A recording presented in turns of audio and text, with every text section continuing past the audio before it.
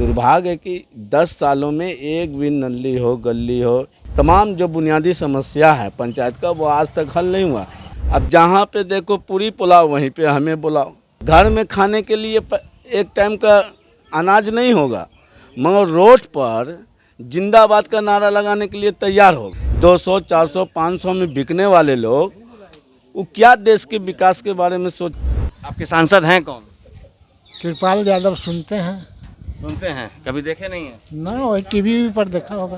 देश भर में लोकसभा चुनाव की धूम मची है और ऐसे में अब लोकसभा चुनाव के 2 चरण समाप्त भी हो चुके हैं और तीसरे चरण की तैयारी लोगों की भी जोर शोर से है। ऐसे में अभी हम राजधानी पटना के पाटलिपुत्रा लोकसभा क्षेत्र के फुलवाड़ी विधानसभा क्षेत्र के अब्दुल्ला चक में हैं। यहाँ के कुछ स्थानीय लोग हैं, इनसे हम जानते हैं कि फ़िलहाल जो यहाँ के जो सांसद है उनके द्वारा इनके क्षेत्र में क्या कुछ कार्य किया गया।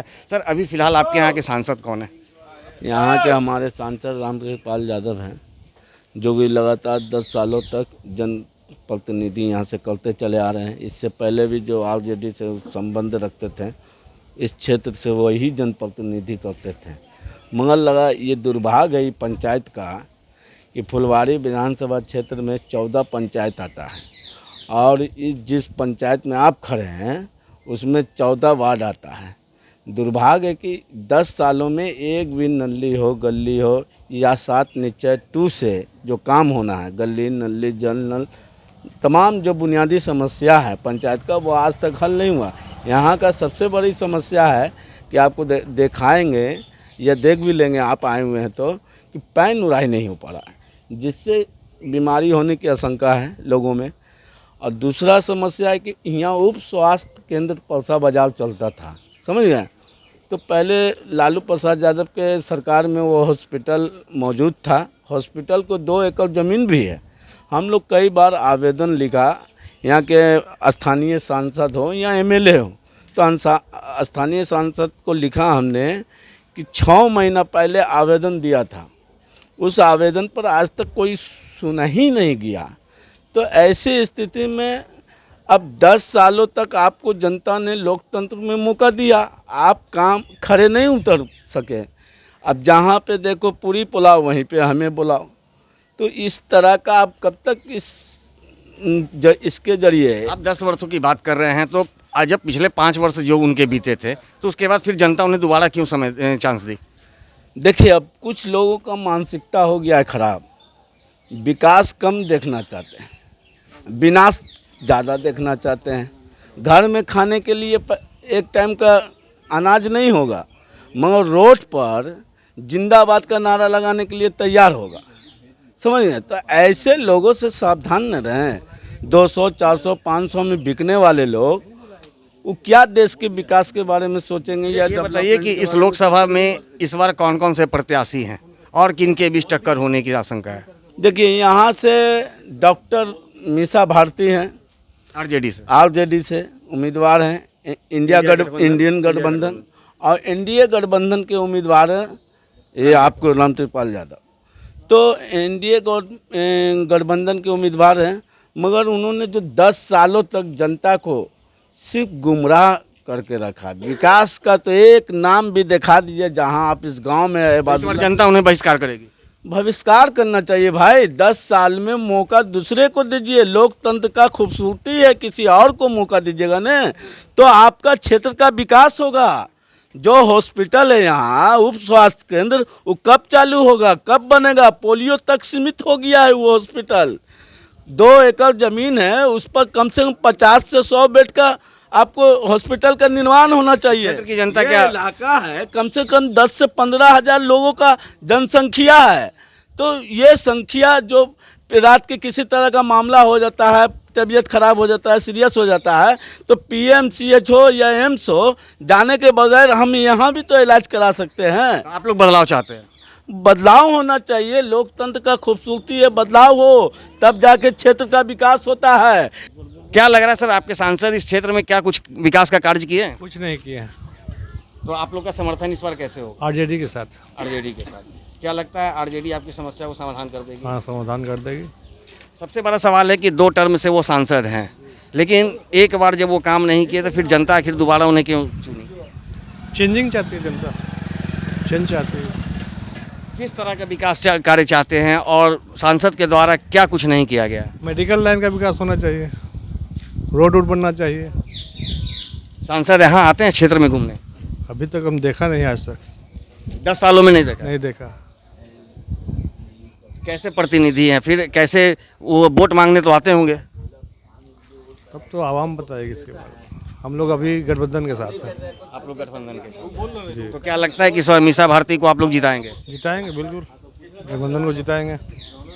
तो जैसा कि आप सुन रहे हैं कि लोगों का कहना है कि इस बार मीसा भारती को ये लोग जिताएंगे। अभी कई और ऐसे लोग हैं। सर, क्या लग रहा है किसे जी समर्थन करेंगे आप लोग? हम लोग तो भाई इतना सियासत में है नहीं, कमाना खाना है और क्या। आखिर वोट तो देंगे ना? वोट देंगे, अब मन चाहेगा जिसको अगर अच्छा उतरेगा उसको दे देगा आदमी। क्या आपके सांसद यहाँ आते हैं, कुछ कार्य किए हैं, विकास कार्य किए हैं? ये हम नहीं देखा। नहीं देखे हैं। ना। आपके सांसद हैं कौन? कृपाल यादव सुनते हैं सुनते हैं, कभी देखे नहीं है? ना, वही टीवी पर देखा होगा। टीवी पर देखे हैं? जी आपके क्षेत्र के सांसद हैं और टीवी पर आप देखे हैं? जी हाँ। क्या 10 साल से सांसद है, कभी क्षेत्र में नहीं आते हैं? अब हम लोग कमाए खा रहे उतना इंटरेस्ट नहीं लेते हैं। जो भी राजा रहेंगे तो हमको कमानी ही है, इसलिए सियासत वाले इंटरेस्ट लेते हैं कि वो गिरावेंगे, उनको बचावेंगे। वो हमके लिए तो सब बराबर है। सब बराबर है। तो आखिर आप तो वोट तो देंगे, समर्थन तो किसी का तो करेंगे, आरजेडी का करेंगे, बीजेपी का करेंगे, किसका करेंगे? तो वो मतदान दान का है, वो पर्दे के सिरे है। अच्छा, वो पर्दे की चीज़ है, गुप्त मतदान होता है, वो पर्दे की चीज़ है, वो बताना नहीं चाह रहे हैं कि किनका समर्थन करेंगे। सर, क्या कुछ कहेंगे? आपके सांसद कौन है? रामकृपाल यादव। क्या आपके क्षेत्र में विकास कार्य किए हैं कभी? विकास कार्य अभी तक तो नज़र नहीं आ रहा है। अगर विकास कार्य होता तो आपका बाइक आया है तो यहाँ हुआ रोड देख लीजिए। तो आखिर जनता बार बार उन्हें क्यों चुन रही है? जनता मूर्ख है जो चुन रही है। तो इस बार किनको आप लोग चुनेंगे? इस बार मीसा भारती। मीसा भारती क्षेत्र में आती हैं, इससे पहले भी वो चुनाव लड़ी थी, लगातार आती हैं। हाँ, यहाँ दी भी हैं, ढलाई दी है, अपने राज्यसभा के फंड से दी हैं ढलाई।